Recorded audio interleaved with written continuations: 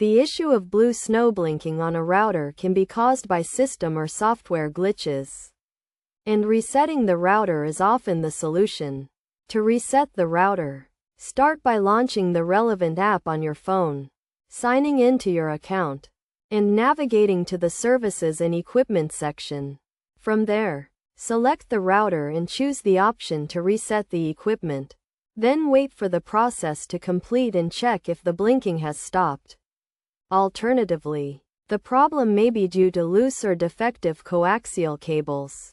To address this, locate the cable connecting the modem to the internet service provider and check for any bends or damage, fixing them as needed. Ensure the cable is securely connected, unplugging and replugging it if necessary. If the blinking persists after trying these steps, it may be necessary to seek expert assistance to resolve the issue.